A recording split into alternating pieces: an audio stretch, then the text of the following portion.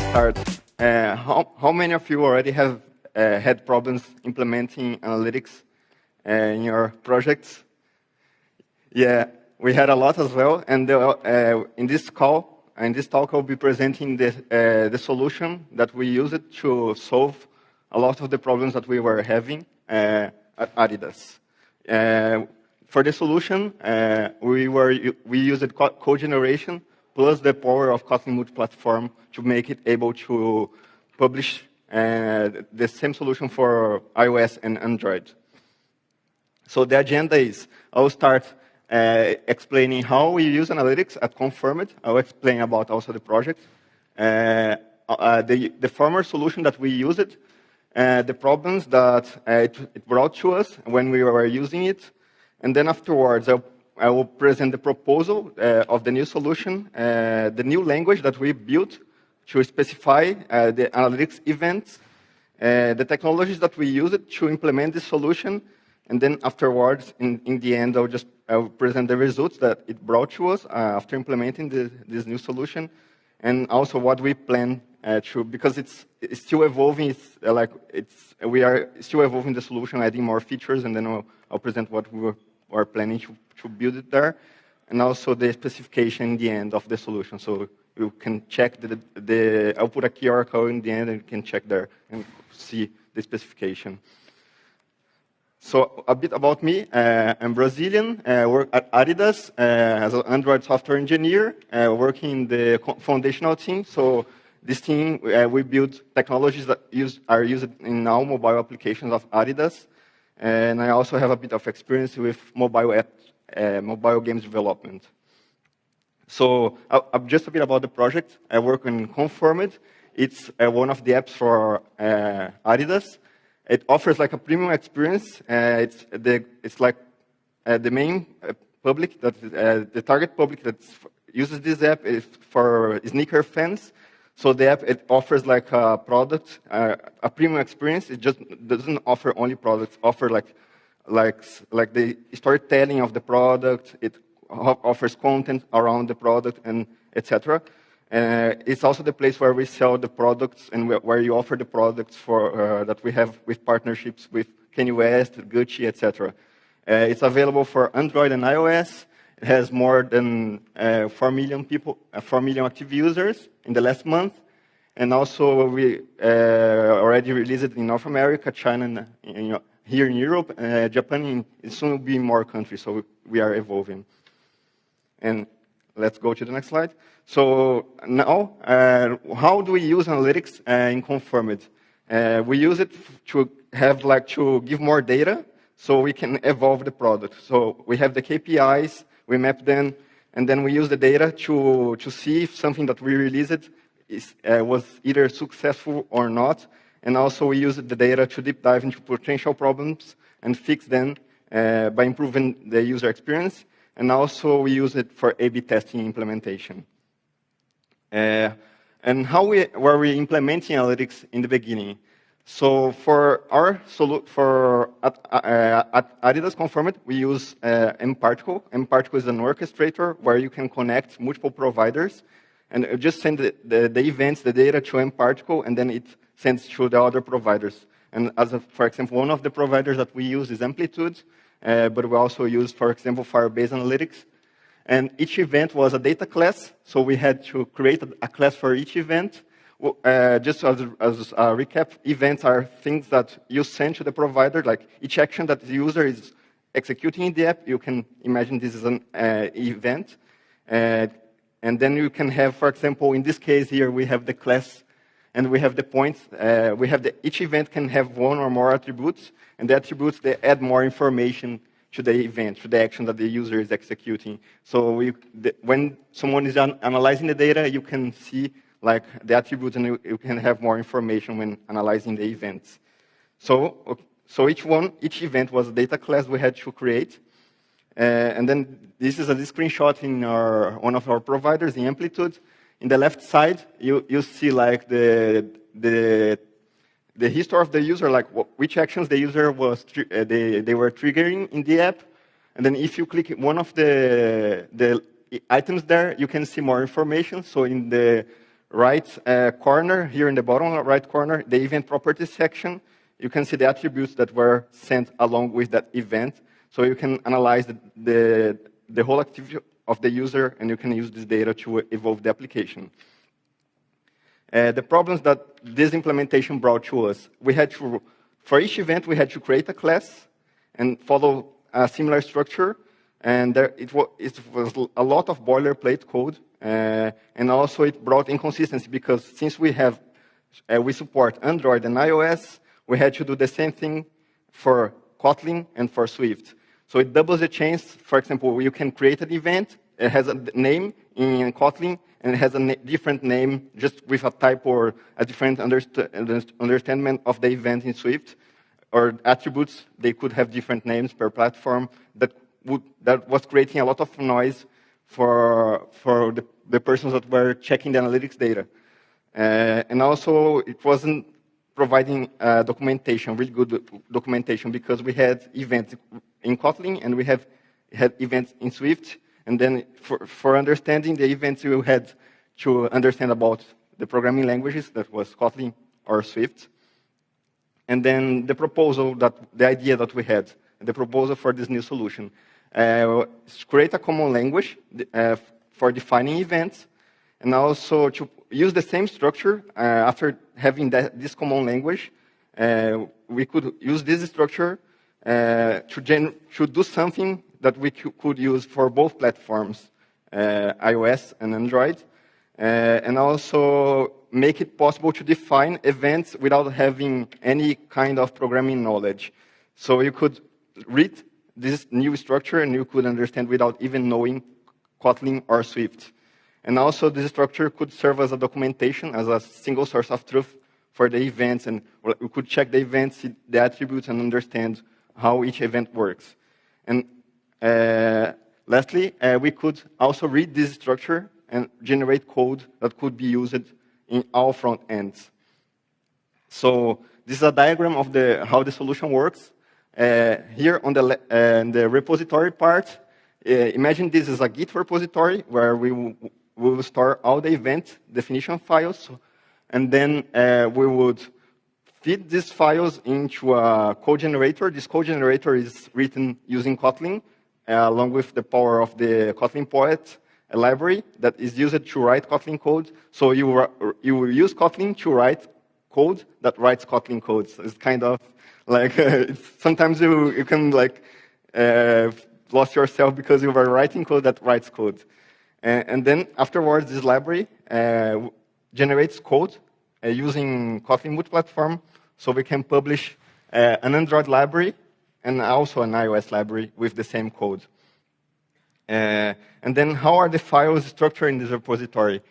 There is a small screenshot like of how is the repository organized. We have the enums. We'll explain more about in the next sessions. There we will declare all the enumerators that we use. And then we also have the events folder.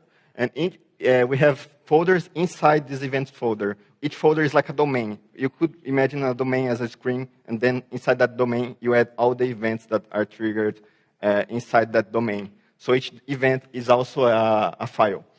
And at the end, you have the configurations file. It's used to fine-tune what you want to do, and I'll also explain more about it. The language that we decided to use. We decided to use YAML because it's easy to read.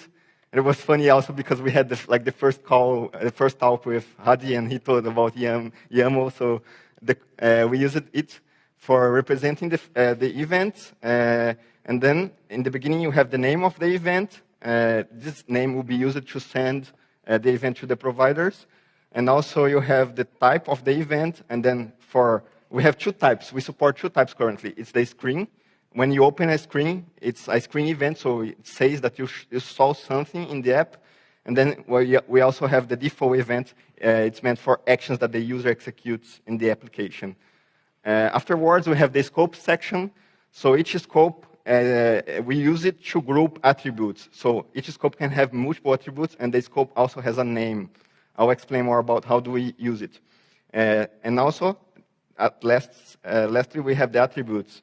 So each attribute must have a type, and this type should be supported. And we use this information to generate the code and to know which type we should ask when we are generating the code. And each attribute is required or not. So a bit of explanation about the strong typing. We use it to provide consistency and safety. So you have to, for each attribute, you have to specify a type, and this type should be a supported type. So we support basic types like string, float, integer, and Boolean, for example, the basic types from Java and other languages. We also support chronologic types like date, time, and date time. And when we generate the code, we ask for a regular time, or date time, etc. structure. But afterwards, when the code is generated, we parse it to our ISO format. And this ISO format is sent to the analytics provider. And also, we support custom enumerators. As I have here some examples in the slide. We have this stock status and enumerator. Each item has a name. This name will be used for the name we will access in the code, and the value is the value that is going to be sent in the provider. So each enumerator that we declare in the enums folder is going to be a Kotlin enumerator. It's going to be generated automatically. And also, we support a list of any of the supported types. The grouping. So as I mentioned a bit before, like we have folders inside the repository, inside the events, and each folder is a domain. And we use this to group events that are triggered in the same place. You can imagine like the domain as a screen, and then we can put all the events that are triggered in that screen inside the same folder. And then, yeah, each domain will be mapped to a class when we are generating the code. And the configurations that we support, we have the formats. For example, the datetime format we use when the user sends a datetime, the developer sends a datetime when calling the event. We use that format to parse the datetime into a readable string. And this is what the analytics provider will receive. We also have the scope delimiter that we use to generate the final attribute name. I'll explain how do we do this process. And we have the default event attributes that we specify events that are going to be sent. We specify attributes that are going to be sent to all events. So you don't need to, if you have an attribute that you need to send through all events, you can put it here. You don't need to copy paste it and put all in all events that you have. You can use this section to specify those default attributes.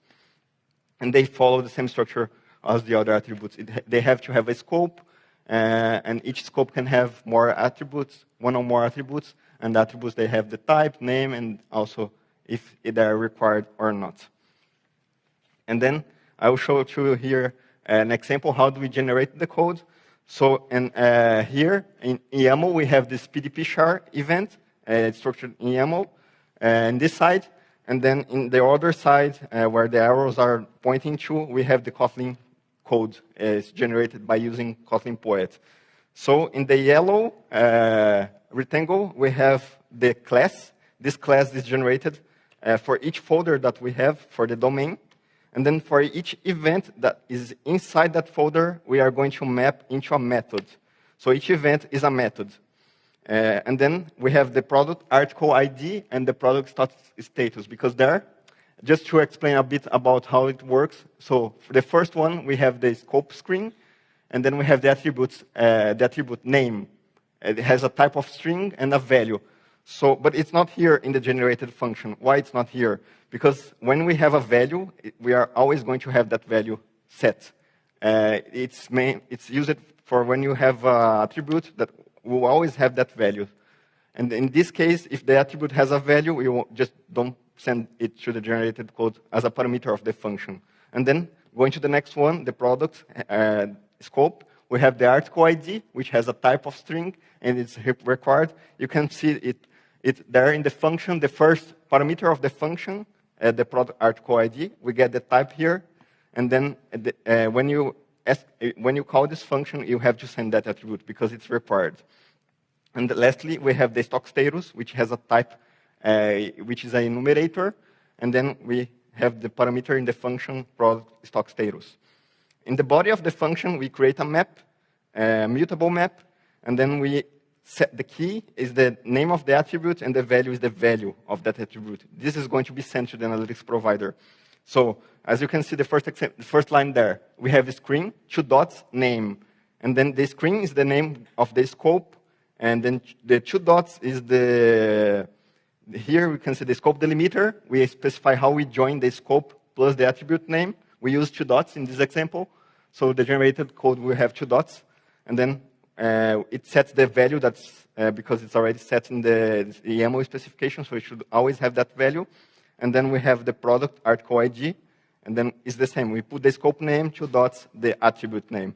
Lastly, we just instantiate the event there, and then we send the event. So we get the name of the event by reading the YAML file there, the first name attribute, and then we send the parameters map. And then in this last section here, the green rectangle section, is just an example how do we use it. So then we have this class which is auto-generated. We have to instantiate it in the code, and then for each event that we have, it's a function. So we just call the function in your code. You don't need to write that implementation code because it's going to be automatically generated for you by reading the YAML files. The technologies that we use it for this, for the events definition, we use YAML, and also Python and schema validator. We have a validation layer that ensures that the event's defined well and follows the structure that we defined. So, for example, it checks if the type of each attribute is a supported type, so you cannot put any type there. It has to be a supported, for example, int, string, or enum. It also checks if you use a enum, if that enum is created in the enums folder. We use it Artifactory to host the AAB library for Android, and for generating the code, we use Kotlin Poet. So we generate the code, we insert the code into a Kotlin Multiplatform project, and then it exports and generates the libraries. How is the workflow? So as I said, like we have the Git repository containing the event definition files. So when someone has to add an event, remove an event, or change something in an event, you have to create a pull request with those changes in YAML files. And then after that, we run a pipeline that validates if that pull request contains a valid YAML structure, if everything is correct. And after that, after the code is validated, we have a code review process, so someone has to check that PR and approve it. And after that PR is approved, the developer can merge. And after that is merged with the main branch, we generate a library with a new version with those changes. After that, the developers, they are notified in the communication channels that there is a new version for the analytics library. And then it's just a matter of going to the Android project, update the version, sync Gradle there to get the newest version of the dependency, and just call the new event directly into the code. So you don't need to repeat that process for Android and iOS. You just have the YAML file, and then you generate the code and just call the function. The results. We removed a lot of code because all the events, we don't need to follow that boilerplate of creating classes, creating the attributes, and doing everything manually twice for Android and iOS. For this, it's like we are currently implementing it for Android. iOS is still, we are still doing the whole thing. Like it's already supported, like we have the multi-platform project, but we are convincing iOS developers because they are worried that they would like more Kotlin than Swift. So we are convincing them to do this as well in their part. And then we have around 300 events in the whole application. And imagine that each event has around an average of 40 lines. We removed around 12,000 lines of code. It's less code that we have to check for bugs. It's less code that we'll have to compile because it's already compiled into a library, and also less code in the source control. And also, since all the events and all the things are declared in YAML, this structure also is a reliable and readable documentation. That even if you are not a developer, for example, if you're an analytics person, you can just check it and you can see all the events that exist in the project. And the feature evolution, we are planning to support multiple providers. Currently, we are supporting mParticle. And we are also planning to build a front end to edit events.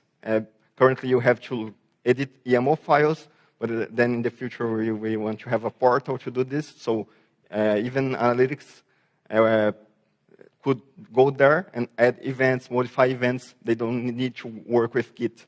So they could just access the front end and do this by themselves. And then the developers would just need to update the library and call the new function. We are also planning to support iOS and also web front end with the power of Kotlin Multiplatform. Add more necessary customizations and configurations. For example, supporting user attributes, because currently we support just events. And also, for some cases, we are analyzing to, instead of using Kotlin Poet, to use templates to generate code. We also have, for example, code generation for our design system libraries, and we are using more the template system than just Kotlin Poet to generate the code, because for some use cases, it looks better.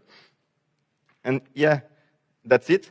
And then I put here this QR code. It contains a link to a wiki that we have specifying the structure of the YAML files and how the rules are and each part in the specification, so we can check about. And also feel free to reach me during the event. I'll be gladly to talk with you. And yeah, that's it.